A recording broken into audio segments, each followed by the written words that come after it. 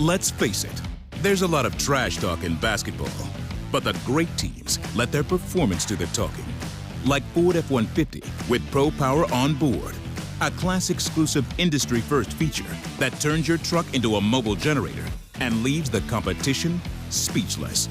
Ford F-150, official truck of the Grizzlies. Greatness starts here at your Mid-South Ford dealer. Class is full-size pickups under 8,500 pounds, GVWR. There's no substitute for experience, the knowledge gained from having been there before, and the passion to share what you know to make everyone around you better. It's true in basketball. It's true in banking. Grizzlies Checking from Pinnacle. Play hard. Bank easy. Open a Grizzlies checking account with at least $100 and a recurring direct deposit by August 31st, and you could receive a $200 direct deposit bonus into your account. Details at grizzliesbanking.com. Member FDIC. Grizzlies fans, dunks, dimes, and no-looks are great on TV, but nothing compares to catching them IRL. And that starts with buying tickets at Ticketmaster, the official ticket marketplace of the Memphis Grizzlies and the NBA. Ticketmaster gets you to the game so you can catch every highlight in person. From seeing your favorite Grizzlies stars up close to hearing the squeak of the sneakers on the hardwood. Put that jersey collection to use and get tickets at Ticketmaster. There's no better brag than saying you saw it live. See you courtside, Memphis. Somebody else we have not seen in a long time is Morant. Since you've seen him, does he look any different to you, or is this the same superstar Ja that we were used to? He's always getting better, so you just got to watch out for that. That's. And it's a revenge tour. Yeah. It's a revenge tour, like the world's forgotten about me. And I don't think they forgot. The Chris Vernon Show, live on weekdays at noon on YouTube at Grind City Media and the official Grind City Media app.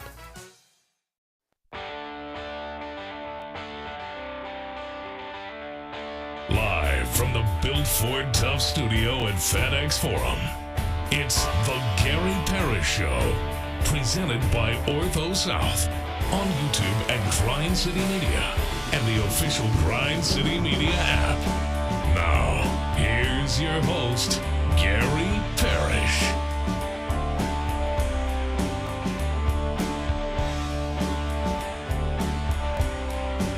All right, I'm here. My name is Gary Parrish. I'm speaking to you from the Built Ford Tough studio, FedEx Forum, downtown Memphis. Bennett Doyle right there producing the program. Glad he's with me.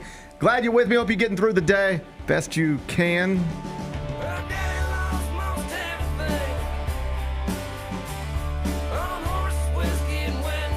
And I hope you listened to Big Bet Bennett yesterday, because during GP's carryout, he told you take the Tigers plus the 8.5. Would you believe we didn't even need them? The biggest win of Penny Hardaway's career, it happened yesterday. In the opening round, the opening game of the Maui Invitational, 99-97, overtime victory over Dan Hurley's UConn Huskies. The Tigers have taken out the back-to-back champs, snapped their 17-game winning streak dating back to last season, and I've moved them into the top 15 of the CBS Sports Top 25 and 1. We'll talk about it momentarily. We'll celebrate it momentarily. First, though, quickly, let me set today's schedule for you. In the next segment, Rob Dauster is going to join me. He, of course, runs the Field of 68, incredible podcast network covering college basketball. Rob Dauster, also lifelong UConn fan. So this is going to be fun. Okay. This is going to be a fun conversation. He said, I texted him last night. He said, you really want me to come on your show in Memphis and talk about how my favorite basketball team just got upset by Penny Hardaway. So I said, that's exactly what I want you to do. He said, I'll be there. Good. Rob Dauster is going to be here in about 20 minutes. Finish talking to Rob. We're going to take a break, come back, do 5 more things you need to know, at which point we're going to discuss 5 previously undiscussed stories. Among them, the Grizzlies extended the winning streak to 3 games last night. 123-98 victory over the Portland Trailblazers. Ja Morant made his return to the court, got 22 points, 11 assists. He had his first dunk of the season. We'll talk Grizz in about 40 minutes. The Ravens beat the Chargers on Monday Night Football. John Harbaugh, now 3-0 all-time against his brother. We'll spend some time on that in just a bit. Former Titans coach Mike Vrabel was on Manningcast last night with Peyton and Eli. Had a hilarious but also just weird story about Urban Meyer. We'll share that with you. We'll do it in the third segment. The college football playoff rankings, they're going to update tonight. Heather Dinich already has her projections up at ESPN.com. Is it going to be 3 or 4 SEC teams in the bracket? I'll ask Bennett that We'll do it in the second hour. And Drake has filed a lawsuit alleging that Universal Music Group juiced the numbers on Kendrick Lamar's Not Like Us to make that massive hit bigger than it otherwise would have been. Once a lame, always a lame. We'll laugh about this weirdo colonizer during a segment we call 5 More Things You Need to Know. Then we'll eventually do GP's carry out and we'll call it a day. So that's the rundown. We got a lot to get to, but where else to start than with your Memphis Tigers? Because Penny Hardaway's program, they played in the opening game of the Maui Invitational yesterday afternoon against the back-to-back champs, Dan Hurley's UConn Huskies. Memphis closed as an 8.5-point underdog. It was a classic case of wrong team favorite. Yes, it was. Final score, Memphis 99, number 2, UConn 97 in OT. So the Tigers are now 5-0 with 4 top 100 wins heading into today's game with Michigan State. Big Bit Bennett, I have moved Memphis all the way up to number 13. Let's go. In the CBS Sports Top 25 and 1. Can you dig it? We are so freaking back. I can't even take it how back we are. It was awesome. And listen, man, we don't got to lie to ourselves. I think yesterday when UConn hit that 3 to send it to overtime and PJ Haggerty fouled out, I was like, what do we do? I was like, oh, man, blown opportunity. Foul up 3. Yeah, and they did in overtime. They did in overtime. It's only a mistake if you don't learn from it. That's right. Only if you mistake if you don't learn from it. Should a Memphian have learned from it, say, in 2008 when Chalmers for the tie? Yeah. Perhaps the most famous foul up 3 situation in the history of college basketball. Probably so. I think a Memphian should have learned in 2008 that you should foul up 3 at the end of regulation. It was really like if Memphis would have lost this, and we're going to just talk about this very quickly, then we're going to start celebrating again. But if Memphis would have lost this game, ooh, buddy, it would have got ugly. They were up 12 with less than 3 to play, up 12 with 2:56 left. All right? They blow that. They had the ball, final seconds of regulation. They get a 10-second call. They had a timeout, didn't use it. That's a turnover. And then they don't foul up 3, and Solo Ball knocks that down to send it to overtime. If they lose that game, I mean, we are doing an entirely different show today. That's fair. Yeah, that's fair. First off, we're probably opening on Ja Morant. All right, we'll get to this stuff later. Beyond that, we're going, that's what we're talking about. You know, like you've got what looks like the better team. You're controlling the whole game. And then you just squander it down the stretch, fall apart. And then how do you not call a timeout when you're facing a 10-second call and you got the timeout? How do you not foul up 3 when you're up 3? We're having all those conversations. Yeah. But guess what? We ain't saying nothing about that no more. That's the last you're going to hear about that because they did go to overtime. They settled, stay composed. Tyrese Hunter gets 26, and the Tigers hold off UConn while taking advantage of a technical foul from Dan Hurley in the final seconds that turned a tie score into a 4-point game. I'm not going to say that cost UConn the game, but it didn't help. Okay. And I could not believe Dan took no responsibility after the game for the situation that he put his players in, because you can think the over-the-back call wasn't really over the back. You can complain about whatever you want to complain about, but you cannot cross that line in that moment. You are taking a still winnable game and turning it into a likely loss. By the time UConn got the ball back after Dan Hurley got a technical, they went from tied to down 4. And that was more or less the game. The game. And there's a counter, and I'll talk to Rob Dauster about this. There is an argument, and I think it's a reasonable one, that says, like, we all watch the same thing. Dan Hurley looked like that the whole game. He was doing that in minute 1, minute 4, minute 11, minute 17, minute 28. He clearly said something, and you can Google, do Twitter searches, and see what some people are suggesting he said to the ref. I saw it. He was caught in 4K saying, "You're an effing joke." Okay. The argument. That's what I saw. There's another statement out there, another report out there that says it was something more than that, a slur that you shouldn't be using. Gotcha. All right. I don't know. I also don't care because what happened. There's an argument among UConn fans that says, hey, listen, Dan Hurley is who he is, and that's how he coaches, for better or worse. It's worked pretty well the past couple of years. But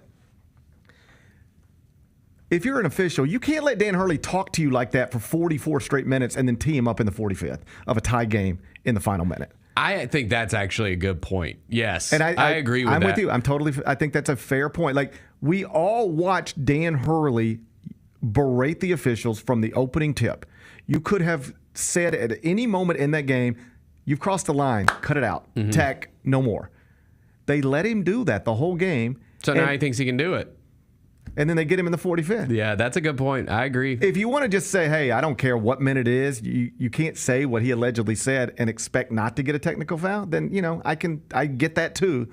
But I am understanding of UConn fans saying, I'm sure he said something worthy of a technical foul in that moment. But I'm sure he did it all game long 70,000 times. Why now? And if I'm the official, I'm not giving him a tech in that situation. I'm walking over and I'm saying, Dan, don't make me do this. All right? Don't make me do this. I don't want to put my fingerprints on this. You're in a tie game right now. Don't make me do this. Cut it out. I'd give him all the rope there. Yeah. Before I just wouldn't want everybody who's talking about this game to be talking about me if I were the official. And everybody talking about this game is talking about that moment, Dan Hurley talking about that moment. I would have preferred to stay out of it, but whatever. Let's focus on Memphis. Yes. I guess there was some debate about whether this is Penny's biggest win of his head coaching career. But the debate is, I think, pointless because even Penny Hardaway himself last night called it the best win of his head coaching career. And it's not just because it was a win over UConn. And it's not just because it was a win over the number 2 team in the country. And it's not just because it was a win in the opening game of the Maui Invitational or that it was a win that moves you to 5-0. It's because what we all hope is that it represents something bigger, that it represents a real turning point. Memphis looked like a competent basketball team yesterday and has for 5 straight games now. Yeah. They shot above 50% from 3 again. No, that's it appears to be a thing. Like, we thought coming into this season, this would not be a great 3-point shooting team because the numbers suggested that they wouldn't be just based on these guys' previous stops, and they are a good 3-point shooting team. They're shooting 47.9% from 3-point range and just shot above 50% from both the field and 3 against the back-to-back champs, the number 2 team ranked in the country. I don't think that's going to hold up. I don't think we're going to look up in a month and Memphis is shooting 47.9% from 3, but like 37.9% from 3 is good. They're doing it. If you can really shoot these percentages, you need to be shooting more of them than what they are. They don't actually shoot a lot of them. They make an incredible rate. They don't shoot a lot of them relative to where basketball is today. But if they're going to keep making them at this rate, I'm a proponent of take more of them. Whatever. It's not the biggest win of his career for all of those reasons. It's the biggest win of his career because I don't think he's ever needed a big win more than he needs one right now. That's why. This didn't win an AAC tournament because he's won one of those games before. It's not an upset of Houston and Kelvin Sampson. He's done that. It's not a victory over Boise State to go to the second round. He's done that. Winning at Tennessee. It's not a win at Tennessee. He's done that. It's a win in this moment. That's why it's the biggest win of his career. Because I don't know that any college basketball coach of a proud program with all the context involved needed something like this, a start to the season like this, more than Penny Hardaway. And it's not just because he is perhaps on the so-called hot seat heading into year 7, given that there's only been one NCAA tournament win through the first 6 years. It's that, if they have to fire Cal Neptune at Villanova, that won't be ideal, but who is Cal Neptune in Philadelphia? Who is Cal Neptune at Villanova? He's just the guy that used to work there, and Jay Wright said, you should come back here and run the program after I retire. But, what is it? Yeah, I get what you're saying. Penny Hardaway is Memphis. Yeah. He's the most beloved living Memphian. I think that's probably true. Even though his 6 years running his alma mater has not gone as smoothly as any of us would have hoped. It will be a sad day in this city on that campus if they ever have to remove him as head coach of that program. And as we detailed during the offseason, given the way the first 6 years have gone, both on and off the court, it's totally reasonable to suggest if year 7 doesn't go well, there might not be a year 8. I'm not predicting that because it's not my decision. But certainly if year 7 this season doesn't go well, you'll have all the ammo you need to make a compelling case that a coaching change needs to be made. And so in that regard, who needed a great start to the season more than Penny Hardaway? To not just calm the fans down here, because that is important, but not just to calm fans down, but to then excite them. To take the frustration, get it calmed, and then turn it into excitement. Where you got a basketball program that looks competent, that looks together, and that looks like it's headed somewhere promising. You could watch 45 minutes of basketball yesterday, and if you just sat down and you didn't know nothing about nothing, you just turned it on, and it'd be like me turning on a hockey game. Mm-hmm. I don't know nothing about. I don't know who this is. This is the Oilers, and this is the Flyers. Okay, cool. Let's watch this, I guess. I don't know who's good, who's bad. I don't know nothing about nothing. If you'd have turned that game on yesterday, it would not have been clear to you if I'd have just said, hey, Bennett, you don't know nothing about basketball, do you? You say, no, I don't know nothing. You don't know these teams, do you? No. All right. Bennett, one of these teams has won back-to-back national championships and is like the betting favorite to win a third straight. And the other one was just picked to finish second in the AAC behind a UAB team that's currently 4-4 with losses to High Point and Longwood. Which is which? You'd have had a hard time figuring out which is which. Absolutely. You might have pointed at UConn and said that must be the ones that are supposed to finish behind UAB. Memphis looked like the better basketball team. They absolutely did. This wasn't lucky like they made a bunch of shots, although they did make a bunch of shots. But that said more about UConn's defense than it said about, there was nothing fluky about this. Honestly, if anything fluky it would have been UConn coming back to win the game. That would have been fluky. Mm-hmm. Come back from 12 down, 2:56 left. Nothing fluky about it. They just lined up and beat them. Yeah. I don't. And it was a great game too. It was just fun. Yeah, it back was and forth, big shots, just that building, the crowd. It was just a perfect Monday afternoon, and as I wrote this summer, after an anonymous letter shows up and has to be turned over to the NCAA alleging major rules violations and multiple staff members are fired just before the start and just all this chaotic, just unusual stuff. Tyreek Smith quitting the team on opening day. Like, this is not the way a college basketball program, not a successful one, is supposed to operate. There's just too much stuff going on all the time. Unusual number of staff turnovers, investigation into academic fraud, investigation into improper benefits, suspensions for players, suspensions for coaches. It's just a lot of chaos. And it had grown tiresome for, I don't want to say all fans, but certainly some, if not most. I can just tell you when I wrote this column in the offseason, the reaction from Memphis fans weren't, what are you writing? It was, this is how we feel. It was a critical column of Penny Hardaway that Memphis fans largely agreed with. All right? But what I hope people also realize was in that column was me making it very clear the best thing for Memphis, both the city and the university, is still for Penny Hardaway to fix this if he's capable. It's okay to be critical of someone, but then still want them to get it right. When you care about something or somebody, that's actually the best way to be.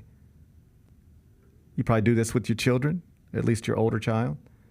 You can be critical of them. Hey, what are you doing here? What are you doing there? Why didn't you pick this up? But also, still want it to go well. And that's where I've been forever with this. It's not been what I hoped or anticipated or what it needs to be. And I think even Penny would tell you that if he were being honest with you. But it doesn't mean it can't be good. And it doesn't mean we shouldn't want it to be good. And yesterday was a reminder of how good it can actually be. I don't know where it goes from here. It was last January. Memphis was ranked 10th in the AP poll. That's true. Then they went 7-8 in their final 15 games and missed the NCAA tournament. I don't know where it goes from here, but I know that yesterday was special and a reminder of how much that program can be an important part of this city, how much it is a part of the DNA. Oh, dude. When both these teams are winning, it's a freaking blast here. It just is. People want to be excited about Tiger basketball. It's just that lately, there haven't been enough reasons for people to stay excited about Tiger basketball and for people to believe in Tiger basketball. But Penny and that staff, I give them an incredible amount of credit. They have dealt with some unusual circumstances to create this team. How they got to this point with this team is pretty remarkable. They returned one player. Imagine heading into a perceived hot seat season and you return one player and get 0 votes in the preseason AP poll and are picked second in a not good AAC. That is not a good place to start a season. But now they're 5-0. They knocked off the back-to-back champs. They're in the top 15 to the top 25 and won. AP poll updates Monday. And I'm not predicting this, but it's not far-fetched. If they win 2 more games, they might be ranked number 1 in the country on Monday. That's crazy to even think about. I wouldn't necessarily predict it because Kansas is currently number 1 and Kansas plays Duke tonight. Yeah, and if Kansas adds another big win against Duke, AP voters are not going to drop. If Kansas is still undefeated on Monday with a victory over Duke, to go with the victory they already have over North Carolina, to go with the victory they already have over Michigan State, Kansas will probably stay number 1. But if you're a Memphis fan, here's what you're rooting for today. Root for Duke to beat Kansas, and then root for your Tigers to go win 2 games in Maui. And if that happens, I really do think Memphis would be ranked number 1 in the AP poll. Oh, we are so freaking back. Come it's Monday. insane. We are so freaking back. Rob Dauster runs the field of 68. He'll join me next. Who will lead the Grizz in steals this season? I'm going to go with Pippen for steals this season. So I'm going to go with Jaren. I'm going to go, as long as he's in the rotation, I'm going to go Jake LaRavia for total steals, and I'll have Marcus Smart in my back pocket for steals per game. Hey, Grizzlies fans, be sure to tune in to Grizzbeat, where the panel and I break down all things Grizzlies and take a look at the rest of the NBA as well. The show is live every Wednesday, 2 p.m. on YouTube at Grind City Media and the official Grind City Media app. Yellow laces, really bright yellow primary color. You got black on the trim and on the edges. I gotta get 'em. And you got some red there as well. Look at that right there, Mike. Look at that right there. Man, look at that G. Look at that G, boy. That G is moving strong right there, too, man. Get all of your HBCU sports and culture news by tuning in to HBCU Huddle with CJ Hurt and Mike Wallace. New episodes drop every Thursday on grindcitymedia.com, YouTube, and Spotify. Kroger shoppers and Grizz fans, one exclusive last-minute discounted ticket deals texted straight to you during the Grizzlies 2024-2025 season. Sign up with the new Kroger Buzzer Beater deal. Fans can sign up by texting Grizz to 636-479 or visit your local Kroger store in the Delta Division and scan the QR code. By signing up, you agree to receive recurring automated promotional and personalized marketing text messages from the Memphis Grizzlies. Consent is not a condition of any purchase. Message frequency varies. Message and data rates may apply. Thanks for showing up, Memphis. Nothing beats catching your Grizzlies IRL, and nobody knows that better than you. So next time you want to hit up a game, Ticketmaster's got your back with tickets to every upcoming matchup. Whether you're catching the Grizzlies at home or on the road, you'll find tickets at Ticketmaster, the official ticket marketplace of the Memphis Grizzlies and the NBA. Keep putting that jersey collection to use and get Grizzlies tickets today. There's no better brag than saying you saw it live. See you courtside again soon, Memphis. I can't tell you how many people texted me and thought it was the funniest thing ever that you were sitting on the front row in your jersey. Yo, no. You were wearing a Tony Allen jersey on the front row. They're like, yo, tell him to check in. That joke was smeedy. Yeah. I told Tia, I said, I didn't have a hoodie on, though. I mean, a sweater on. I told Tia, you should have sized up on that joint, man. Yo, shout out to Robin Hood, man. The Chris Vernon Show, live on weekdays at noon on YouTube at Grind City Media and the official Grind City Media app.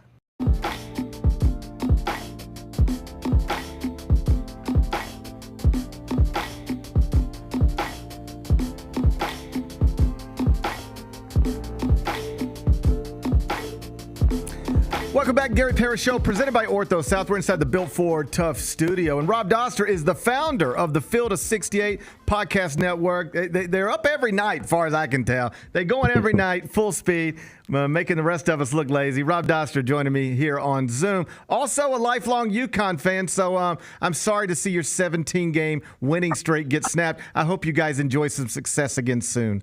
Yeah, look, I wore this sweatshirt just for a reason for you here, GP. You see that? See that? Yeah. No, listen, man. You look like a man living in the past. I'm living in the present. That's fair. That's fair. That was a nice win, man. Look, Memphis is better than I thought they were going to be. You got to give them credit. Well, let's stop there for a second. Memphis comes into the season, missed the NCAA tournament last year, only returns one player, 0 votes in the preseason AP poll, and despite being well ahead of everybody else in the AAC and all of the computers, technically picked second by the coaches in the AAC behind UAB. That's not a great place to start a season when you have real job pressure if you're Penny Hardaway, but his team is now 5-0. They just knocked off the back-to-back champs in what I thought was a convincing win. Like, it wasn't fluky. I don't think I know they shot the ball well, but it didn't feel like they made a bunch of shots they don't normally make as much as they got good looks and they knocked them down. Just your impressions of Penny Hardaway's Tigers that you saw yesterday. Well, to me, I think the issue coming into the season was more about everything surrounding the program than the roster that Penny had actually put together, right? When you lose like half your coaching staff 3 months before the season starts, and you got another guy transferring out like weeks before the season starts, it just feels like there's a level of dysfunction within the program that doesn't really give confidence to people outside of the program, right? But if you look at the actual roster, PJ Haggerty, we know, can score. He averaged 21 as a freshman. Tyrese Hunter has been around forever. When he was a freshman, he took Iowa State from picked last in the Big 12 to the Sweet 16 when he was a freshman. We know Colby Rogers is a good role player, right? We know what Musa Cisse has been. We know what Dane Danger can be when he plays well. The issue was never the talent. The issue was that it felt like there was too much drama around everything that had to do with Penny and Memphis for them to be able to be trusted heading into the year. But I'll tell you what, man, they went on the road and they won at a UNLV team that is going to be good in the Mountain West. They went on the road and they won at San Francisco, who's going to be right up there in the top 4 in the WCC. Those are 2 top 100 wins. They might end up being quad 1 wins when it's all said and done. And then they go to Maui and they kind of, I think that part of this was they're the perfect matchup for what UConn is right now. They got big physical guards that are going to take advantage of UConn's point guard issue. They were able to identify that Aiden Mahaney can't guard anyone, and Tyrese Hunter and PJ Haggerty just took advantage of that over and over and over again. And they made shots. Like, that's what you have to do to be able to win games. Have a game plan, execute that game plan well, and then make the shots you get out of it. So credit to them, man. They got it done. I think this is a top 15 team this year. I don't think it's crazy to say that. Like, I trust these guys. They're old. They got scores. They got bigs. They got 2 different kinds of bigs. They got length and athleticism. This is a good team. I moved them to 13th in my top 25 and one spot ahead of now where I have UConn at 14. And I know that's going to be higher than the computers, but it doesn't feel out of place. I mean, certainly resume based, they belong. You could justify anything resume based.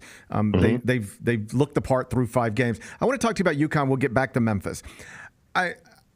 I had UConn ranked 5th in the preseason. So, like, if there was a problem, I was part of it. But I'll be completely honest with you. A lot of that was don't want UConn fans asking me questions every day about why I'm disrespecting the back-to-back champs. Dan Hurley's amazing. That staff's amazing. I'm going to just believe in them. But when I looked at that roster, I was like, are we sure? Like, they lost 4 starters, all of whom are in the NBA. And though they brought in some good pieces, Aiden Mahaney among it, the what's coming in my mind, never came close to matching what's going out. Is it possible that UConn is more flawed than most of us cared to admit in the preseason? Oh, they absolutely are. And I think part of the reason why everybody had them in like the top 5 or the top 3 or wherever it was because you're just kind of saying, yeah, well, you know what? We thought they were flawed last year and Dan Hurley figured it out. And we thought they were flawed the year before and Dan Hurley figured it out. So I think you're just betting on the culture of development and the coaching staff at that point. And I don't think there's anything wrong with that, right? Like, they just won back-to-back titles. They lost 3 starters off the team that won the first title and still found a way to be able to get it done. The issue to me is it's the point guard spot. Like, if you look at what they had last year, Tristan Newton is like 6'5" NBA player, 5th-year senior. Cam Spencer, 6'4" NBA player. You guys see him down there in Memphis right now, 5th-year senior. You also had Steph Castle out there. He was a freshman. He played point guard in high school, but he wasn't really a freshman. Like, he wasn't what a normal freshman is. He was out there. He was defending. He was 6'6". He could pass. He could do a lot of different things. And then you come in this year, and Aiden Mahaney is a guy where, he's probably 6'2" on the best day. He's like 180. Hassan Diarra is probably 6 foot, 6'1". He's not really a big guard. Neither of them are players that can score. And what you run into, especially when you play a team like Memphis, is like, so much of what UConn wants to do are like these intricate sets and run stuff and run stuff and run stuff. And if they don't get a shot, what they did last year was 8 seconds left on the shot clock. They just gave the ball to Tristan Newton and said, go, make a play, get a ball screen, do something, figure it out. They don't really have a guy that can get them into their sets. Like last night, they were running offense from 40 feet instead of running offense at the 3-point line. You're not going to get what you want when you do that. And two, at the end of a clock, they don't have someone that can go make a play. So like, those two things are really important to how UConn worked last year. And I don't know if there's an answer there for figuring it out. I think what you got to do, if I'm Dan Hurley, is I'm starting Hassan Diarra, not Aiden Mahaney. I'm starting Terrace Reed, not Samson Johnson. I'm going with 3 athletic wings, and I'm just trying to play like this. Like, get up and down. Make it athletic. You got shooters. You got 6'7" dudes everywhere that can guard 1 through 4. Take advantage of it. If the biggest story coming out of it, and I'm not even sure if it certainly was for our market, the biggest story being Memphis getting an upset over UConn. The second biggest story, and maybe this is the bigger national story, was Dan Hurley's behavior, both during the game and in the post-game press conference. First, let's start with the technical foul. I can actually argue this from either side. One argument would be, he clearly crossed a line saying something in the 45th minute, because no official wants to put his fingerprints on a game the way that official put his fingerprints on that. Hold on, GP. It wasn't that he said something in the 45th minute. He fell down. It's like, yeah, they called it over the back, and he went to the ground and was like lying on his back with his hand. I'm like, you can't do that, man. Like, that's okay. That's the line. Okay, so one argument is like, you deserve the technical foul. Like, we're not. What are we even saying? What are we even arguing about? The other side would say, of course he deserved the technical foul. But if you're not going to give him one in the first minute, the 7th minute, the 11th minute, he deserves them the entire game, nearly every possession. If you're going to swallow your whistle for the first 44 minutes, you don't blow it in the 45th and turn a tie game into a 4-point game in the final minute. Is there any truth to that? Yeah, I get it. I understand that argument. I also think officials know what they're getting into with Hurley. And if it's just him like sitting there arguing and barking and whining, like I think we've all have friends or kids that kind of drive you crazy a little bit, where you've just practiced kind of tuning them out and ignoring them just a little bit so you don't have to deal with that. So I think that's probably what happens for most of the game. If you walk away and he's sitting there yelling in the loud gym, you can't hear it. The cameras pick it up. Like, the cameras can see him telling the referee, "You don't belong here," which is like a hilarious thing to say to a ref. He said, "You're an effing joke" to another guy. He's got to get better at making sure that, like, you can't read his lips so easily. Like, the way that he yells, it's very clear what he's saying. So that's not a good look for him. But so I hear what you're saying. But, I mean, if you go to the ground like that and you're laying on the ground flopping around, I think you're going to get a technical every single time. Like, you can't do that, Dan. Come on. Yeah, and, like, I know Dan in his post-game press conference was defiant, like wouldn't acknowledge that he crossed a line. I hope that when he went into that locker room, either last night or today, he has a moment with his team where he does verbalize to them, I put you guys in a bad spot. Because he did. I don't think he will. I don't think he will. I think what's going to happen, and honestly, I think this is what he's going to do, is he's going to double down on it. He's going to turn this into, it's us against them. Yeah. Like, they don't want us to win. And it's like, so there was this guy that used to coach in Europe in soccer named Jose Mourinho. And, like, what he would do is he would turn everything into, like, a war against his teams and against his clubs, because nobody wanted them to win. The media was against them. The league itself was against them. The officials were against them. The other teams were against them. The rival fans were getting away with too much. And he would turn that into, it's us against the world. And I think that's what Hurley's going to end up doing here. Like, he's never going to admit that he was in the wrong when he thinks that call was wrong. And I think that was probably, I don't know. I don't think it was a foul on McNeely. I understand why it was called. Like, I think 99% of the time it's probably going to get called because a ref is going to have an angle where it looks like it was a foul. It is what it is. It's life. It's basketball. Not everything's going to go your way. But I think he's going to turn this into, us against the world, UConn against the world, everybody hates us, and turn that into like a way to motivate his team. I think that's what's going to end up happening. Back to Memphis. As I pointed out in the opening segment, the Tigers were ranked 10th in the AP poll last January and then went 7-8 in their last 15, missed the NCAA tournament. So nobody's down here, counting chickens before they hatch. But the point I made earlier is that what you hope is that this can be a turning point, that it can be more than just a win over the back-to-back champs, but it can actually be a moment where Memphis fans can look back and go, that's where things started to calm down and get good. Because like you noted accurately, it's just been a lot of chaos and nonsense and just stuff connected to the program that shouldn't be connected to any program being run in a successful way. You've been covering the sport a long time. Is that a reasonable opinion, a reasonable hope to have that maybe year 7, pretty deep into a coaching career, is when things start to calm down here, get on the tracks and stay on the tracks? Man, there's a lot to get to there. What I will say is this. It's not the first time that we've seen a Memphis team get off to a start kind of like this, right? Like last year, what were they, 15-2? Last year, I think they were a top 10 team. Yeah. At one point, hit a couple game winners in a row, and then like the wheels completely fell off.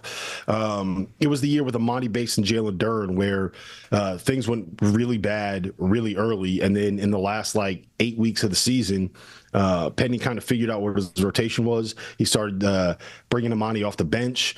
Jalen Duren turned into an absolute monster, and they took Gonzaga to the wire in the second round. Probably had a real chance to be able to beat a team that everyone thought was going to win a national title that year. That was the Drew Timme year. So I don't think that we've seen him do stuff like this before, right? Be able to figure it out with the rotations.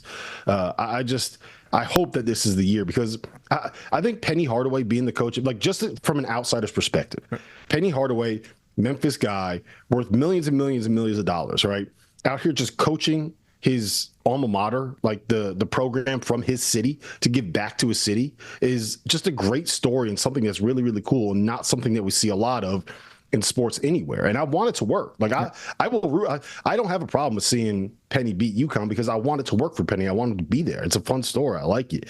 And I think that he has a team this season where it can work, right? Like they got the pieces. He put together the roster. He's got the guards. They're veteran enough. They got 2 different bigs. They got size. They got length. They're shooting. What are they shooting? Like 48% from three? Yes, 47.9.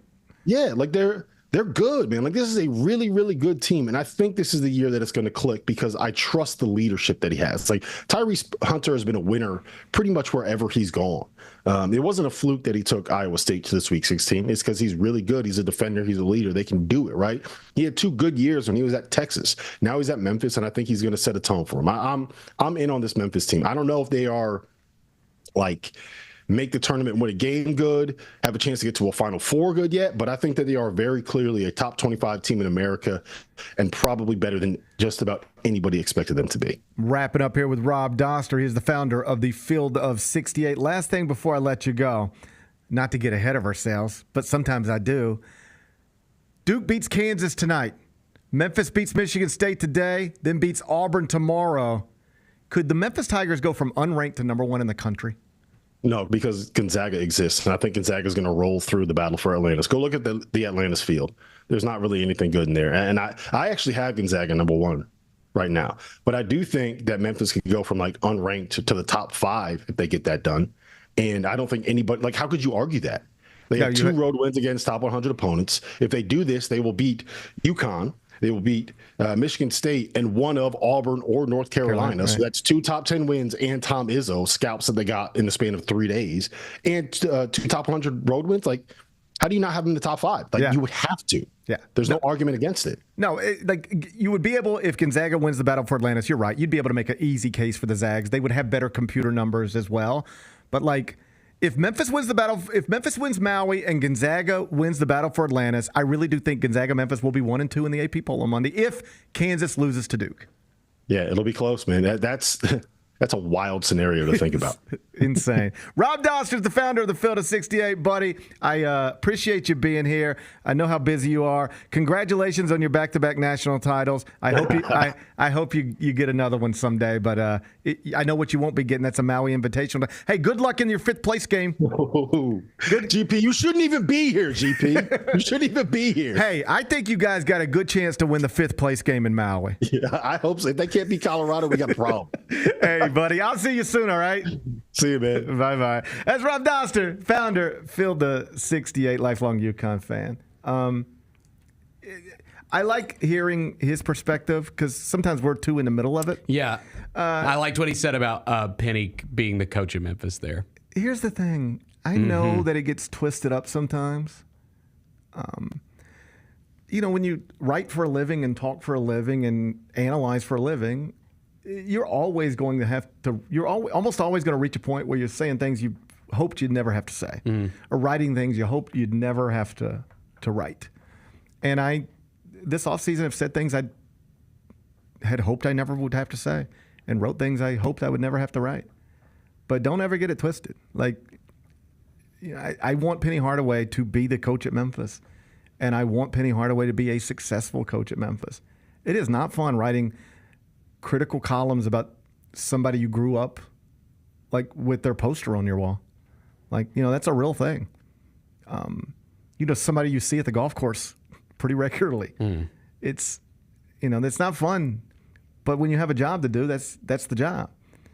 And it's like I've said a million times. When you walk outside and it's beautiful outside, you say, man, it's beautiful out here. And when you walk outside and it's raining and it's cold, and you go, man, it's yucky. Different days make you say different things. Same thing with basketball teams. And so I had some people, not many, but some people be like, are you sure this is a good day for? I have my entire life cared about that place and that program.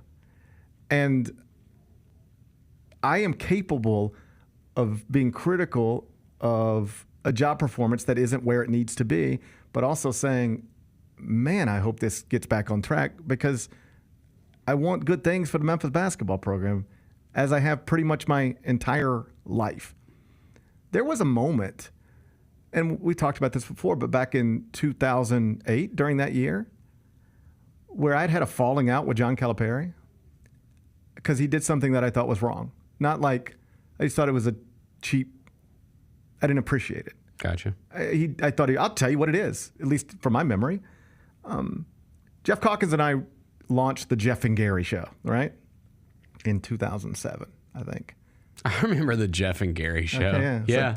So we launched that show, and we were trying to figure out who we're going to have for guests. First show, first guest. And you always make it out to be bigger than it is. Who cares? It was AM radio. Oh, yeah. It's not like we were hosting the Oscars. Oh, all right? It's AM but radio. It feels like it. But it feels like it. It feels like it, Oh. So it was like, all right, what do we want to do for a guest? And at that point, I had a good relationship with Bruce Pearl. I was like, we get Bruce Pearl, whatever. And it was like, but will John get mad if we, it's the columnist at the Commercial Appeal, and the columnist at CBS Sports who covers college basketball, and their first guest in Memphis is Bruce Pearl. Would that be disrespectful to John Calipari? We had this conversation, Jeff and I did. And I was like, yeah, we should probably just ask John. So we asked John, and he went through the SID, the whole deal, and they said, yeah. So we have him booked, our first guest. We're going to open the Jeff and Gary show, and then John Calipari is going to be our first guest. And 20 minutes before the show, 10 minutes before canceled. And then you know what he did? Went on Lapidus' show. Went on another show. Yeah. And I think, I don't know, because he and I have never talked about it. I think he was doing that. I think he hated Jeff. I don't think it was. That checks. I think that was designed to hurt Jeff, but I got, for lack of a better phrase, if that's what it was. You got caught in it. I caught a stray in it. Yeah. And I was like, yo, you messed up my first show. It doesn't matter, because I was probably going to mess up my first show. Right. But I was like, man, that's a shitty thing to do. And so I'm just being honest here, just being completely transparent. Yeah. When Memphis lost that national championship game. Don't say it. I'm being honest. I don't want to say I didn't care, because there was a part of me when it looked like they were going to win, and I'm looking over and I'm seeing all these familiar faces, including Justin Timberlake, sitting across from me. And I'm like, man, this is amazing. My alma mater is about to win a national championship. I wanted it to happen. What I'm telling you, if I'm being sincere, is when it didn't happen, it didn't kill me. And the reason it didn't kill me was because at least it killed that guy. God, it killed me. And I was like, you know what? I hate that this happened the way that it happened, but it happened to him. And I don't mind that so much. Uh-huh. And if I can continue to be honest, as I grew older, I hated that I ever felt that way. Yeah. I didn't like that John Calipari made me, I don't want to say root against my alma mater, but made me care less about it. Like, I cared about that place way before he did. Yeah, I got you. Yep. Why am I allowing, because I didn't mind him floundering. It made me not mind that my alma mater was floundering. And I don't like the way that made me feel. And so you know what I decided a long time ago? I don't care who the coach is. And I don't care if I have to be critical of them. I'm still going to want that coach to be successful because I don't want to ever not care about my alma mater again. Yeah. I think it's a good way to live. So I can write that there's been too much chaos connected to Penny's program and not enough on the court success. And I can write that every other coach who's been given this many years in that job in my lifetime has accomplished more on the court because all of these things are true. They just are. But you know what else is true? The absolute best thing for the city and the university both is for that guy to get it right. Yes. For him to turn it around. For him to be the face of this thing. Not just for 6 years or 7, but 17. Mm-hmm. That is, on the day I wrote the most critical column I've ever written about Penny Hardaway or said the most critical things I've ever said about him and his job performance, I still, don't ever get it twisted, will root like crazy for him to be successful. I don't ever want to have to write a column about Penny Hardaway was fired at the University of Memphis. I would much rather write a column about after an uneven first 6 years that only featured one NCAA tournament victory. It was year 7 when things got on track. The first piece of evidence happened in Maui. And then that team went on, and then the next team was good, and the next team was good, and we're stringing NCAA tournament appearances and running the AAC the way previous Memphis coaches used to run a bad CUSA. Yeah. That is still what I'm rooting for. And what we watched yesterday gives me at least a little hope that maybe that's what we'll get. Also, we haven't even gotten a chance to really talk about it because these are happening like back to back to back. But like, dude, win or lose tonight, they're still playing a good team tomorrow. You're playing North Carolina or Auburn tomorrow. Yeah, like you got a resume builder tomorrow, regardless of what happens today. So like, yeah, go win today. Like that would be incredible. But you lose, it ain't the worst thing in the world. Like you're right back at it again tomorrow. I mean, you could go 1-2. Yeah. At this point, we're not trying for that because that's worst case scenario now. Yeah, right. But you could go 1-2 in Maui and still be ranked on Monday. Yeah. At this point, I think that's true. If the losses are to Michigan State and Auburn, you could still be ranked on Monday. Yeah. Like there's nothing bad out there for you now. I mean, now you just want to go do it. Now just go do it. Go but there's hoist nothing, the trophy. But there's nothing bad out there for you. Yeah, there's a trophy. There's a trophy? Yeah, let's bring that trophy back to Memphis. Let's bring the Maui trophy back to Memphis. I want that trophy. I want that trophy. I want that damn trophy. Bring us the Maui trophy.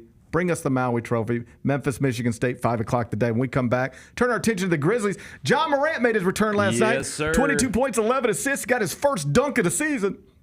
We'll show it to you next. Gary Parrish Show presented by Ortho South. Now every time you go to Miami, you can go see, like, that's a statue of me there.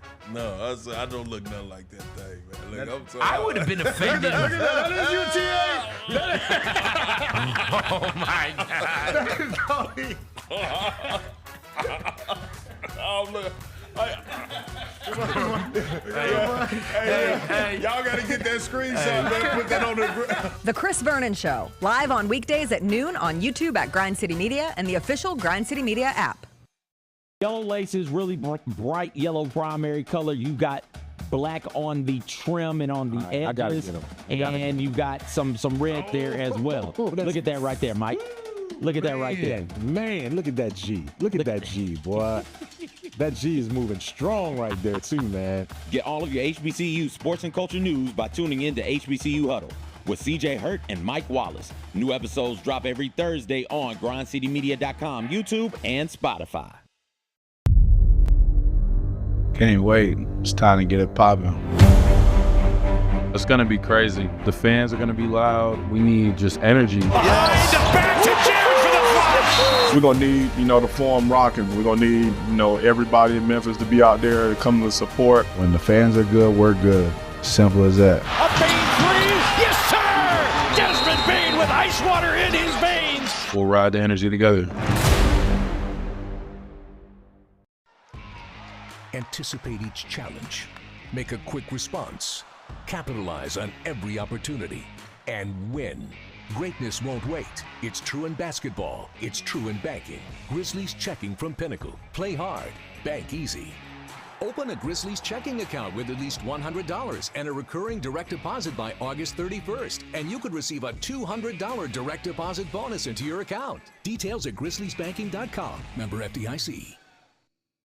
Grizzlies fans, dunks, dimes, and no-looks are great on TV, but nothing compares to catching them IRL. And that starts with buying tickets at Ticketmaster, the official ticket marketplace of the Memphis Grizzlies and the NBA. Ticketmaster gets you to the game so you can catch every highlight in person. From seeing your favorite Grizzly stars up close to hearing the squeak of the sneakers on the hardwood. Put that jersey collection to use and get tickets at Ticketmaster. There's no better brag than saying you saw it live. See you courtside, Memphis.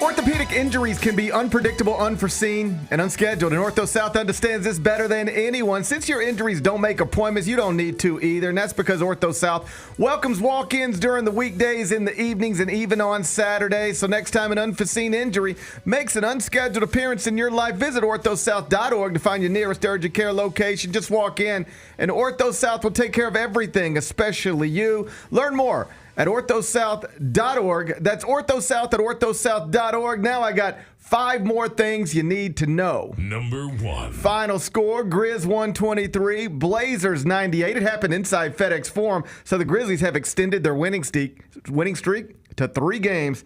And Ja Morant, he made his triumphant return to the court last night after injury. 22 points, 11 assists in only 23 minutes, 6 of 12 from the field, plus 22. In a word, he was awesome. Had his first dunk of the season. Bennett, let's enjoy it together. Watch this. Okay. Watch this. Tip it. Drop off. Morant. Okay, Ja Morant. Yes! That's the Ja Morant I grew up loving and admiring. Ja Morant we grew up with.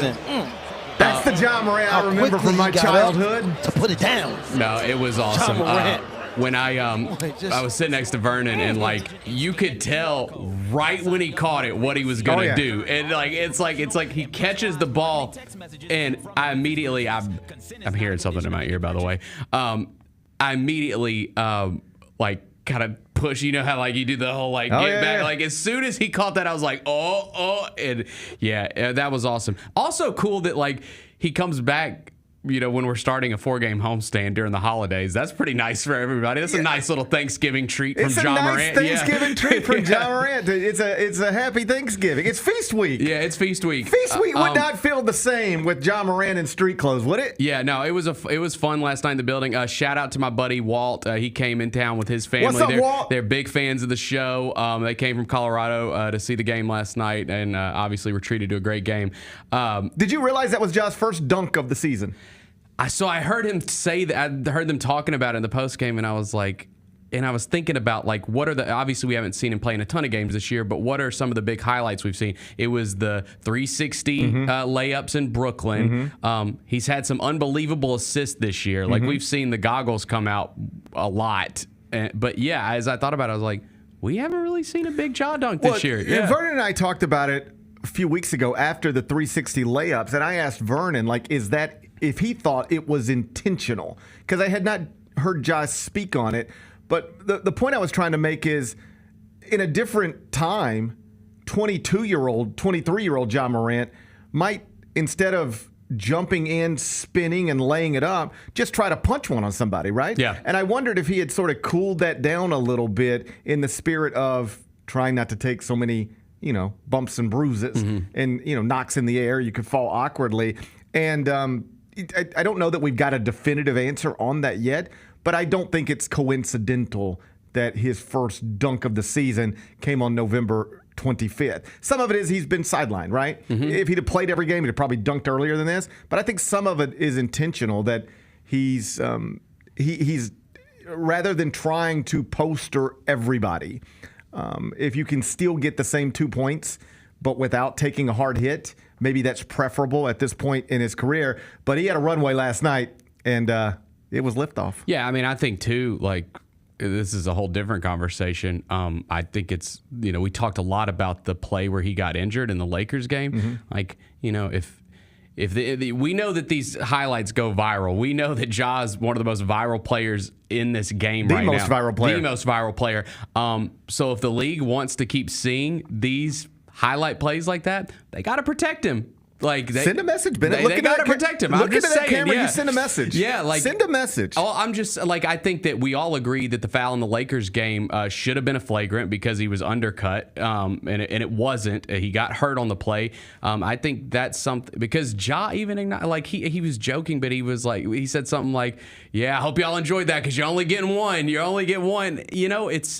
I think he recognizes that too. Like, I have to be careful because I can't have that happen to me again. Yeah, the approach is just different. I think the approach is different and sensible and in the spirit of erring on the side of caution. Yeah, the highlight dunks are still awesome when we get them, but we might not get them as often as we used to, and that is perhaps by design. Yeah.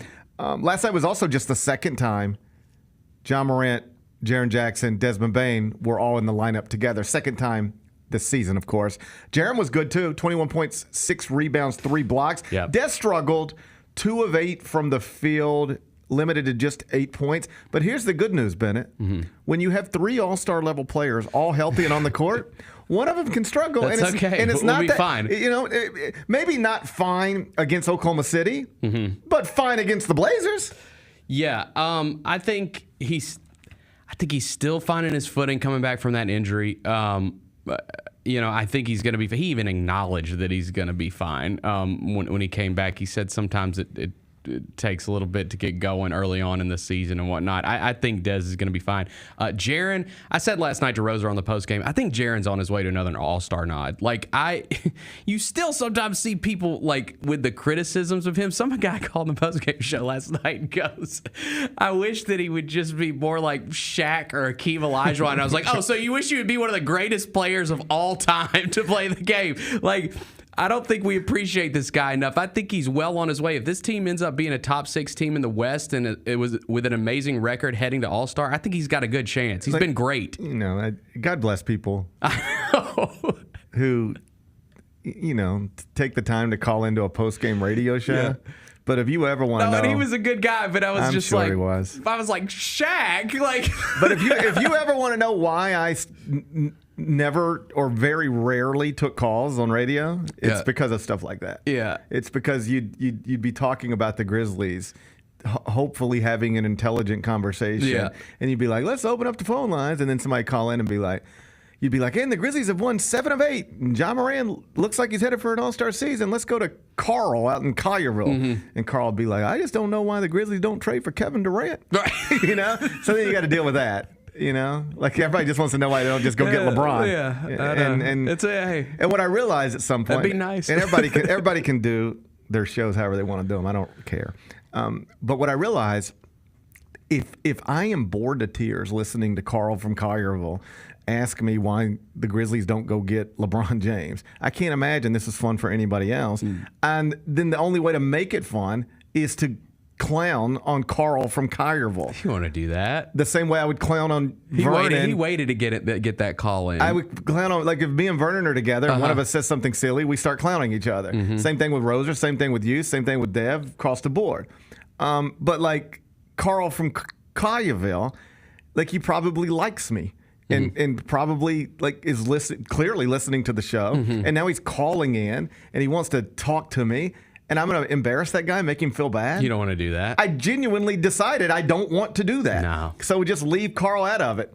I'll let Carl I'll let you and Roser deal with Carl and Collierville. Fair enough. On the post game show. God bless him. I'm sure he's a good dude. Yeah.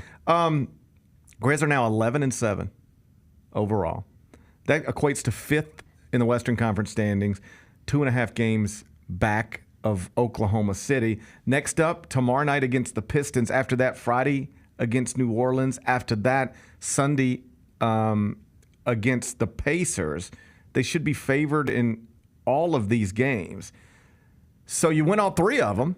And why not? You got 3 healthy all-star level guys now. Why not go win all 3 of these? Yes. Then you extend your winning streak to 6.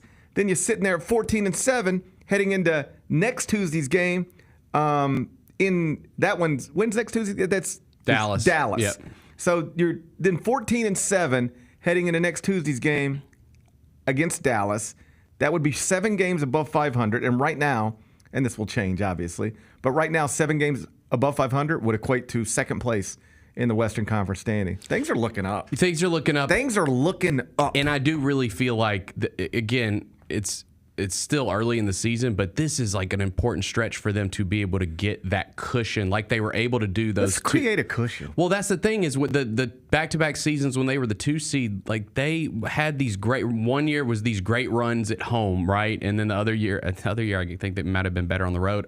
Either way, this is a great opportunity for them to build a cushion because you want to be a top 6 team in the West, man. I've got a You plan. do. I just developed a plan. And if you want to pass this along to the coaching staff, feel free. Clip it and send it to them. I got a plan. Here's my plan. While your 3 all-star level guys are all healthy and on the court, and you're playing teams like the Pistons and the Pelicans, I say win the games. That way, when one of your all-star level players has to be sidelined by a wrist or an ankle or a tibia or a whatever, then you know what? We've created a cushion. That's it. And I need that cushion. And we're not sitting here trying to win games with a backup point guard and a backup shooting guard and a backup power forward. I like that line. Let's put that on a shirt. Create the cushion. Let's create the cushion. Create the cushion. Hashtag create the cushion. Yeah. What is Feast Week for if it's not to create a cushion by defeating the lowly Pistons and the lowly Pelicans? The Pistons aren't that lowly. They're lowly. They're not lowly. They're lowly. This ain't your daddy's Pistons. It is too, my dad's Pistons. They're not lowly. I'm telling you. No, they're competitive. in fact, they're not my dad's Pistons. No. They're my son's Pistons. That's right. Okay? No. My dad's Pistons won championships. These are my son's Pistons. I'm telling you, they're not. I'm not going to let you talk to me about the Pistons. I'm telling you, they're not. They're not. JB Bickerstaff, I'm just telling you, they're not lowly.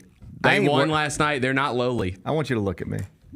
Look at me. I'm looking. I ain't worried about no Pistons. They went and got some vets in the offseason. They're not lowly. Look at me in my eyes. They're not lowly. I am not worried about Pistons. Okay. I'm not going to spend my life being worried about Pistons. I'm not worried either. I'm just saying they're not lowly. This isn't like Portland coming in here last night. They're 8-11. Okay. That's lowly. That is not that lowly. We're talking about the Grizzlies winning 3 more games and being 7 games above 500. This is lowly. Okay. I don't respect 8-11. I don't even know why you respect 8-11. Okay. They're lowly. They're still don't let them. These are not your dad's Pistons. These are our son's Pistons. These are Noah's Pistons. I disagree. I ain't worried about no Pistons. Pistons ain't screwing up my feast week. You know what feast week is for, Bennett? To create a cushion. I'm just telling you. We saw JB here, and we'll talk about the Pistons tomorrow. Whatever. I'm not talking about the Pistons ever again after this. Okay, I'm just telling you, they're not lowly. They're not worthy of my time, the Pistons. Okay. I'm not worried about them. Winning streak extends to 4 tomorrow. It's time to create a cushion. Tickets available, Ticketmaster.com. Number 2. Monday Night Football was last night. Ravens 30, Chargers 23. So John Harbaugh defeats Jim Harbaugh once again. He's now 3-0 against his younger brother. Derrick Henry was great. Oh, he is great. It'd be so awesome to have him on my favorite team. You spend every weekend watching your team stink and watching former play. We won, but you stunk though. You still stink. Yeah, you can win and stink. Oh, I don't want to win. It's ridiculous. You watch your team stink, and then you're watching all your ex-girlfriends run around being awesome. Imagine, it's like you sit around every Sunday looking at you got your ex-girlfriends on Facebook, and you're just scrolling through their feeds, being miserable because they're doing so much better than you are. Yeah. How's it feel? I wish he was doing it for someone besides the Ravens. Like, it's hard to get that. I told you I've tried to be better when it comes to like the Vols. If you're an Orioles fan, you have family ties to Baltimore. Yes. You're an Orioles fan. Uh-huh. Have you ever considered giving up the Titans and just latch onto Lamar? No, it just and Derrick I like there? Lamar. I love Lamar I Jackson. don't like the Ravens. I can't like the Ravens. It's just that there's history there with the Titans. I don't like them. They got purple uniforms. Their uniforms are sick. And they're from a you don't want that as a Memphian. Yeah. Who do you relate more to? Somebody from Nashville or somebody from Baltimore? Well, it's the Tennessee Titans. Baltimore. They wrap their arms around the whole state. They don't, though. They do. They claim to. They don't love us. They don't love us like Sometimes you love them. I question if they love They us don't or love not. us. Sometimes I question I don't if think they love us like or that. not. I don't even think they think about us like that. I mean, I think if they didn't love us like that, they'd probably just name themselves the Nashville Titans. We probably ain't far from that. No, they won't do that. I don't think they'll ever do that. No, Tennessee Titans Pops, TT, Yeah, right? yeah. But we don't feel like we're a part of that. I don't feel like I'm a part of it. I mean, I don't feel like I'm a part of it. They follow me on Twitter. I feel like that's the Titans saying, "Hey, you come on over here." Let me see if the Tennessee Titans follow me on Twitter. Okay. I don't follow them. Bet they don't. That's an exclusive follow right there. I don't follow them, and they don't follow me. Sorry. It's like we don't even know each other. Sucks to be you. You see what I'm saying? Uh-huh. It's like we don't even know each other. I feel like and some like every now and then, like when the Grizzlies will have a nice year and have a good playoff run, the Titans will say what's up. They say what's up sometimes? Yeah. All right. Team Tennessee, right? No. I just want, like, if I were you, I'd think about giving up the Titans and just attaching to Lamar before he wins the Super Bowl. That way you can celebrate the Super Bowl. I did pick them to win the Super Bowl this year, and I'm still feeling okay about it. I am. Their defense isn't great, but that dude is hard to stop. Those two, that backfield's ridiculous. Well, you've got two of the most unstoppable runners of all time for different reasons at their position. That's right. One is a quarterback who runs unlike maybe any other quarterback ever. Mm-hmm. Maybe. I know you know Michael Vick and whatever, but like maybe. Yeah. And the other one's like a giant who runs fast. He's a giant who runs fast. It's like if Andre the Giant had a 4.440. When they went and got Derrick Henry in the offseason, it was like, you saw like people being like, yeah, but he's got a lot of miles on those legs, blah, blah. I was like, bro, he is about to kill it for that team. They have made guys that you won't even remember their names be great running backs in this league. Like have great seasons. Gus Edwards was awesome for them last year. He's a backup in LA now. Yeah, you're gonna have to look that up for me. That's what I'm saying. I knew he was gonna be awesome. Running backs are back. Running backs are back. Saquon, look what he's doing in Philly. Sunday night, who was the star? Saquon Barkley, running back that his team gave up on. Right? Mm-hmm. Monday night, who was the star? Probably Lamar. But Derrick Henry, running back. Team gave up on him. Yep.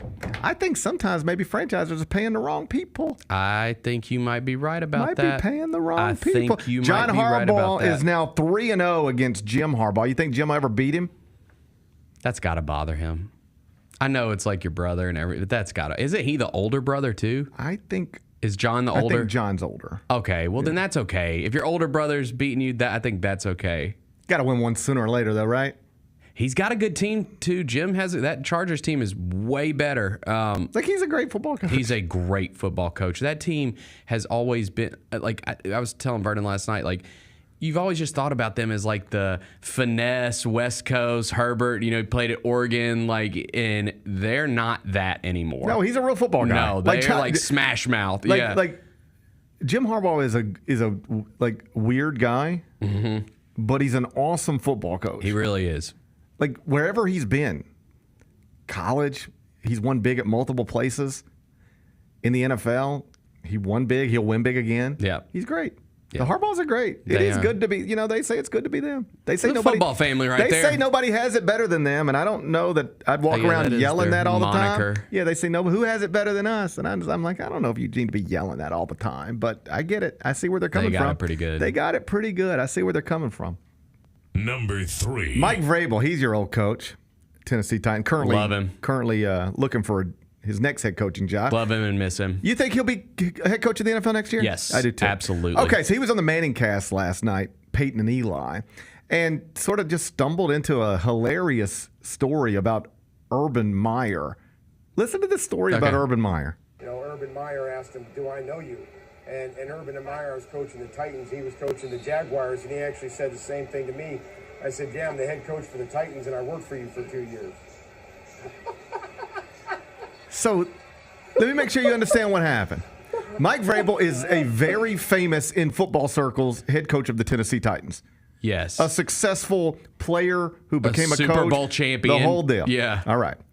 Who also used to work for Urban Meyer at Ohio State. Yeah, he's a Buckeye guy. He was his defensive line coach for multiple years. All right? Uh-huh. That means you are in meetings together. You are on planes together. You're at dinners together. You're on recruiting visits together. And when Urban Meyer is the head coach of the Jacksonville Jaguars, he sees Mike Vrabel, and he do I know you? Well, yes. I'm the head coach of the other team, and I used to work for you in Columbus, Ohio. For 2 years, you were my boss. I 1,000% believe that story too, by the way. I do too, but Yes. that says something about Urban Meyer. Hell yeah, it does. And I say this as somebody who is more like Urban Meyer than I would prefer to admit. Point being, I don't remember people. I remember faces.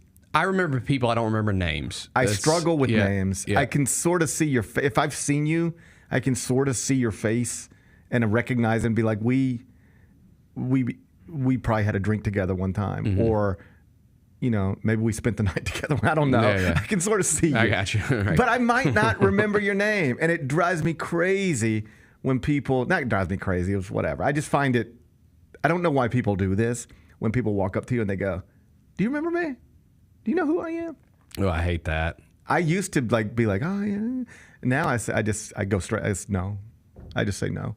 Like if you're gonna put me in this awkward situation, I'm gonna put you back in the awkward situation. Oh yeah, give it back to him. Yeah, I like I'm gonna that. put you're putting me in an awkward situation. I'm gonna put you right back in the awkward situation. So just know if you come up to me and you ask me if I know you, even if I do, like even if we're related, I'm going to say no, just to make you feel just as awkward as you just made me feel. You know what I always do in that situation? That is I feel like it's the best method is when I see someone that like, yeah, we know each other, but maybe it's been a minute. I'm always like, hey, Bennett. Like, That's not good. I lead. No, but that's not a good lead. Why? Because the other person might be thinking, of course you're Bennett, asshole. I know who you are. We used to live together. No, but I think that's not how you do it. How do you do it?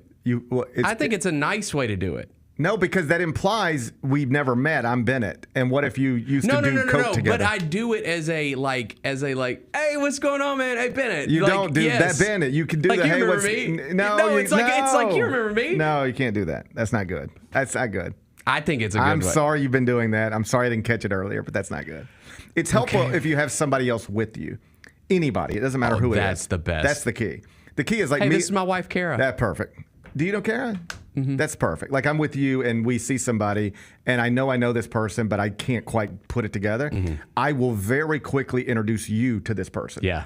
Like before I even say, hey, how are you kids? I will go, do you know Bennett? Have you ever met Bennett? And I just sort of get out of it. That's the move. Do you know Bennett? Bennett, you guys know each other? Mm-hmm. And then I let y'all have y'all's little talk. It's like, hey, Bennett, this is Ken. Hey, and then Ken's like, hey, I'm Ken. And I go, oh yeah, Ken, I got it. Yep. I got it. I figured it out. That's the move. That's the move. But it's out of line for somebody to walk up to you and say, do you know who I am? It's like a pop quiz. Yeah, that's outrageous. Don't be pop quizzing me at Rum Boogie. Right. All right? I'm just trying to have a sausage and cheese plate. Mm-hmm. Don't be pop quizzing me. I'm happy to see you, but just let's skip that part. Yeah. Just how about you just walk up and say, hey, I'm Kim. We went to college together. Oh, yeah, Kim, it's good to see you. Mm-hmm. Now we're having a pleasant time. Mm-hmm. It's great to see you. I want to give you a hug. All right? Yep. I want to ask you how you been. I agree. All right? But don't come up to me like, hey, Gary? Yeah, what's up? Do you remember me? Come on, man. Don't do that. Why are you doing this to me? Don't do that. All right? So I'm more like Urban Meyer than I'd like to admit. I struggle with that. I don't want to say I do my best because I hate it when people say they do their best and it's not actually their best. So I'm not doing my best, but it's something I struggle with. Mm-hmm. I'm not perfect. Yeah. It's something I struggle with. I might not remember names as well as the average fella.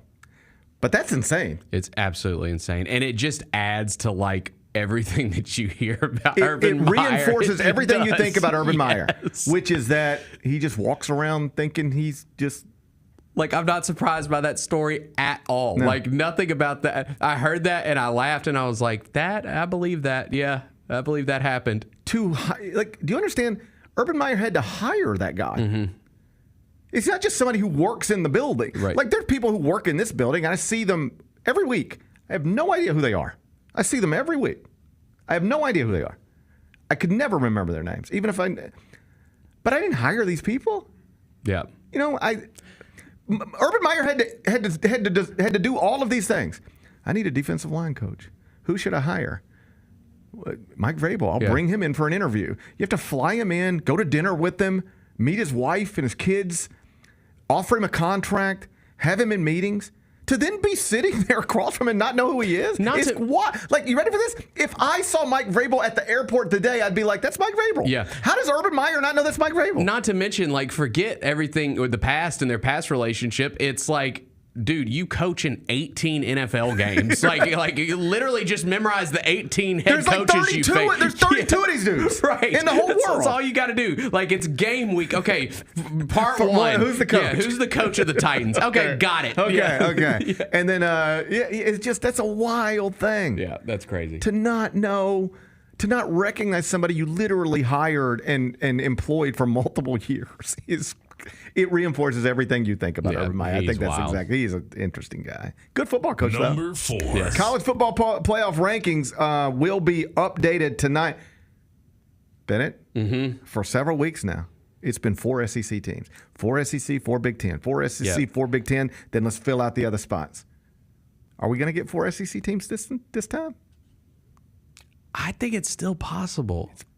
It's possible, but it seems unlikely. Maybe so. Heather Dinich. You know Heather Dinich. Yes. Covers college football for ESPN. Mm-hmm. She's like the college football playoff beat writer, basically. Yes. She has updated her projections over at ESPN.com, and right now she's got 4 Big Ten teams in, but only 3 SEC. Okay. It would be Texas as your projected SEC champion, 2 seed behind number 1 seed Oregon. Got it.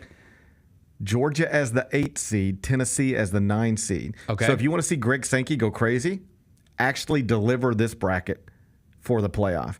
Because what that does is only 3 SEC teams, while the Big Ten has 4. So the SEC would not have more. I'd be pissed about that. Okay, and then you ready for this? Yep. Heather Dinich's projected 8-9 game is Georgia-Tennessee. They play each other. Oh, yeah, he ain't going to like that. So you'd have 3 SEC teams and 2 of them playing each other in the opening round because there's no rules that prohibit league members from playing each other, even in the first round of the college football playoff bracket. In the NCAA tournament, there are different protocols where, like, if Memphis and UAB were both in the NCAA tournament, and that ain't happening, but if they were both in the NCAA tournament, they would not be allowed to play each other in the first round or even the second round, I believe. But the college football playoff bracket, it's much smaller, so you can't account for those types of things. So Heather Dinich's latest bracket's got Georgia and Tennessee playing each other in an 8-9 game. Greg Sankey would not like that. Tennessee fans would not like that. Georgia fans would not like that. No, not at all. I'm still like the one that I'm like keeping an eye on is the ACC because they'll have 2, right? Miami and SMU. According to Heather's current projections, it would be Miami as the 3 seed projected conference champ, and she has SMU as the 10 seed playing Notre Dame in a first round game. Notre Dame the 7 seed. But if one of them, I feel like if one of them loses this weekend and loses in the ACC championship game, then you're only getting 1. There's still a chance for a guess, an Ole Miss or another SEC school to crack it and make it 4 from that league. But at this point, they're going to need help. To your point, they're going to need help. They're going to need help. Yes, they're going to need help. So we'll watch it tonight and discuss it tomorrow. But if you want to see Heather Dinich's college football playoff projections, they're available right now. ESPN.com. Number 5. Drake has filed a lawsuit alleging that Universal Music Group and Spotify conspired to artificially inflate Kendrick Lamar's Not Like Us, making it the biggest song of the year and one of the biggest rap hits of all time. Yeah, I wouldn't have done that. Once a lame, always a lame. I mean, that's just that. Even if it's true. Even if it's true, you look like a bitch. Oh, Jesus. I'm not expecting that. Even if it's true, you're a bitch. Woo. Yeah, maybe that's true. I mean, that's like I tweeted last night. This guy needs. I never seen somebody so successful make so many missteps, other than perhaps the next president of the United States. Like, how do you have this much success and you're just constantly misstepping here and there? Yeah, like, what's going to come out of this for you, right? Like, what besides the negative headline? Well, the first thing that's going to come out of it is the entire internet's going to call you a bitch all night. Yeah. That's what happened last night. And then okay, let's say you win the lawsuit, okay? Let's say you win the lawsuit. Is it Universal Music Group, you said? Okay, then your relationship with, if you ever going to have a relationship with them, that's done. Like, you know, like, well, I won't say that's done, given that he is a monster in terms of streaming and all that stuff, and like, you know, in the spirit of doing business. Remember when Spotify? I got you. That's fair. When people were like trying to jump on, I think it was Spotify, to get rid of Joe Rogan. Yes, and they were like, hold up, no, look at the numbers. Yeah, yeah. Like, you know, so Drake's Joe Rogan.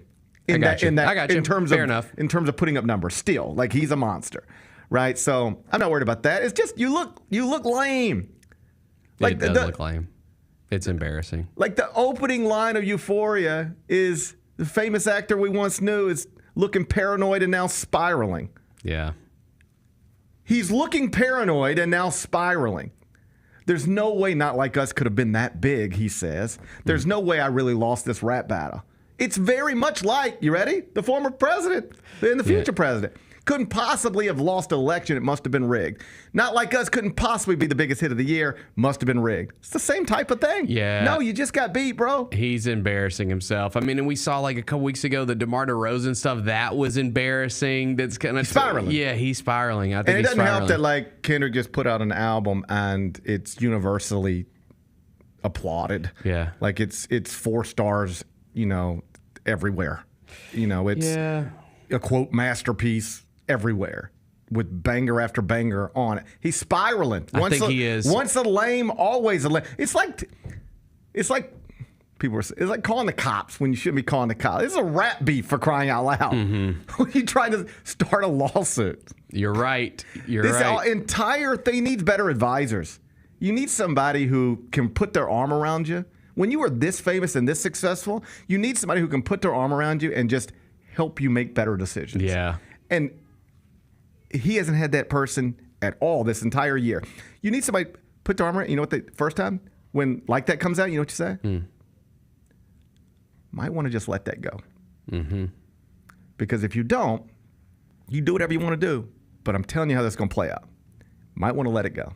Because if you don't, you're going to escalate a war of words with a Pulitzer Prize winner. Yeah. And you probably won't win that because he's a Pulitzer Prize winner and you have a team of ghostwriters. All right? Stay out of this. Mm-hmm. Just keep making hits and leave this alone.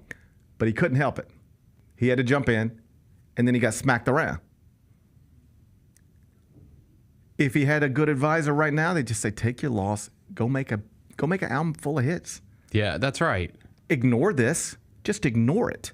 Ignore it. Go make an album with a bunch of radio hits, and you'll be right back on top. I don't know that you'll ever be what you once were. I would be honest with him if I were his advisor and tell him that. You have lost something here. There's no question you lost something, but you can still be a big star making big hits. Yeah. Just go focus on that. You can still play arenas yes.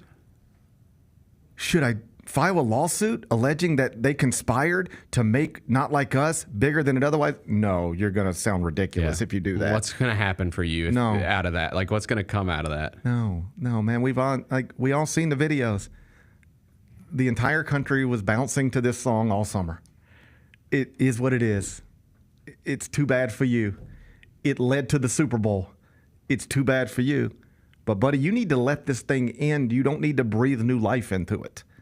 And by filing this lawsuit and signing it with Aubrey, you look ridiculous. You're showing yourself to be everything the people who were trying to get you out of here said you were. Now you're looking paranoid and spiraling. I would feel bad for the guy, but I don't. I don't either. I don't. He did this to himself. Yeah. You got to be smarter, man. Yeah. Don't pick fights you can't win. I thought most of us learned that when we were like 7 years old. I thought so too. Don't pick fights you can't win, and don't file lawsuits in a rap battle. Lame, weirdo, colonizer. Be back with GP's Carryout. We didn't talk about owling, and you're telling me you didn't know owling? What the hell is an owling? Owling is worse than Tebowing. What is an How owling? far can Kyra zoom out on this camera? She can zoom all the way out. Can Are she you gonna zoom hit us? out? What are you doing? I'm owling. Okay. Wait, why were we doing this? What is that? Tune in to the Jessica Benson Show with CJ Hurt live every weekday at 8 a.m. on YouTube at Grind City Media and the official Grind City Media app. Who will lead the Grizz in steals this season? I'm going to go with Pippen for steals this season. So I'm going to go with Jaren. I'm going to go, as long as he's in the rotation, I'm going to go Jake LaRavia for total steals, and I'll have Marcus Smart in my back pocket for steals per game. Hey, Grizzlies fans, be sure to tune in to Grizzbeat, where the panel and I break down all things Grizzlies and take a look at the rest of the NBA as well. The show is live every Wednesday, 2 p.m. on YouTube at Grind City Media and the official Grind City Media app.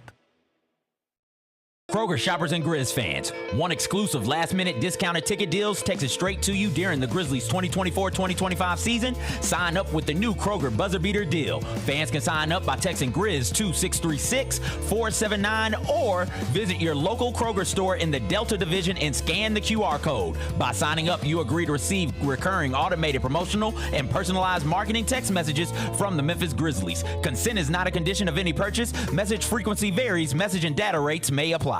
Thanks for showing up, Memphis. Nothing beats catching your Grizzlies IRL, and nobody knows that better than you. So next time you want to hit up a game, Ticketmaster's got your back with tickets to every upcoming matchup. Whether you're catching the Grizzlies at home or on the road, you'll find tickets at Ticketmaster, the official ticket marketplace of the Memphis Grizzlies and the NBA. Keep putting that jersey collection to use and get Grizzlies tickets today. There's no better brag than saying you saw it live. See you courtside again soon, Memphis. Goldberg announces he's going to have a retirement match in 2025, and he said this on College Game Day. We know you're trying to ride the coattails because the 2025 is supposed to be the year of John Cena. Goldberg, I have a message for you, my guy. We don't care about your retirement match. Your retirement match was 3 years ago.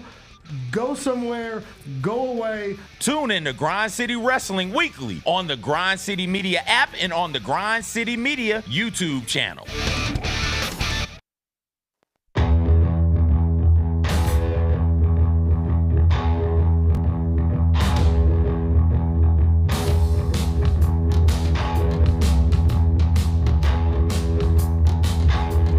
Welcome back. Gary Parrish Show presented by Ortho South. Let's wrap this up with GP's Carryout. It's time for GP's Carryout. One final segment filled with stuff to take with you.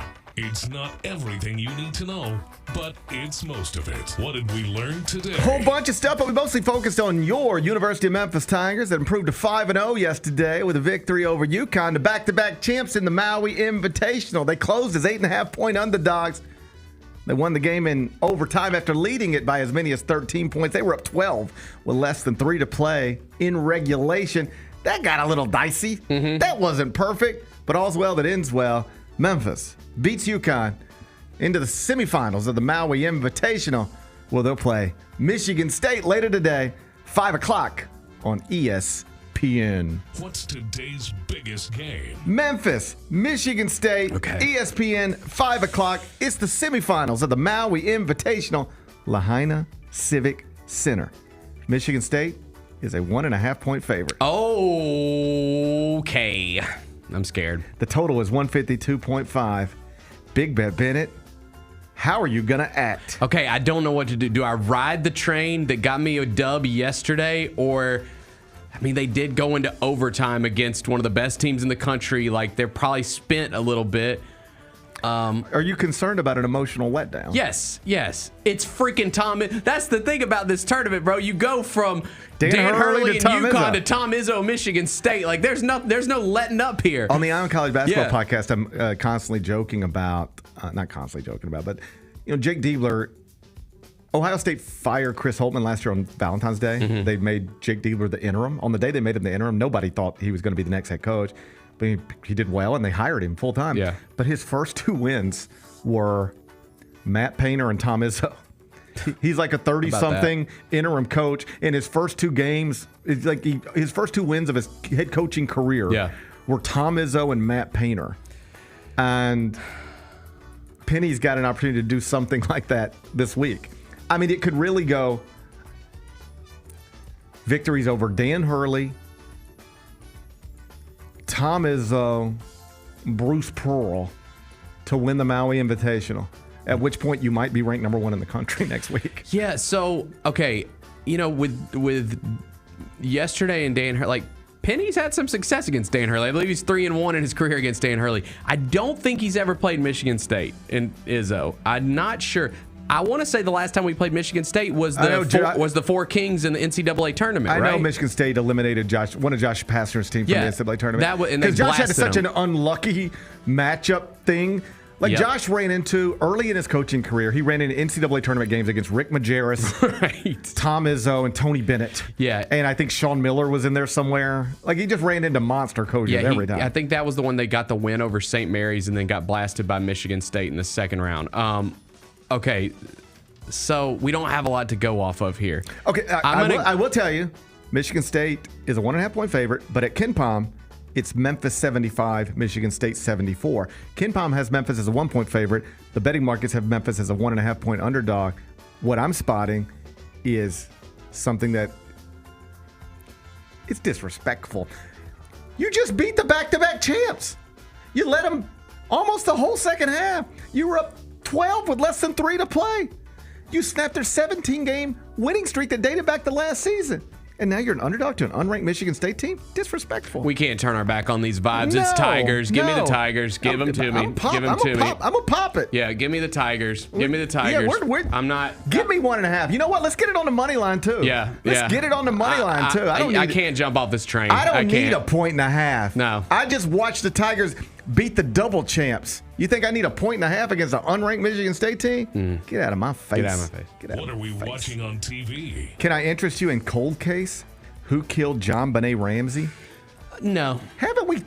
No, you can't. If we were going to figure this out with a documentary, wouldn't we have done it already? I saw our dad on the Today Show, and he was there with like the guy that created this documentary. And, I don't know what to believe about this case. I've watched everything about it. The last one with like the big reveal at the end was, I believe, the one CBS did, and they said that it was the brother, and there was like the defamation lawsuit and all that kind of stuff.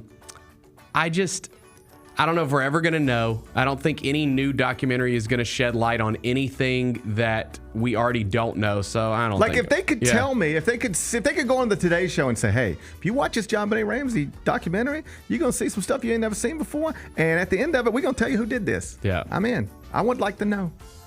She was murdered in 1996. We ain't never figured this thing out. No. For people who are young, this was a massive deal. Yes. Little beauty pageant girl in suburban Denver, multi-million-dollar home, the whole deal, right? And she's just murdered in her basement. They find her just brutally murdered. Yeah. Never been able to figure it out.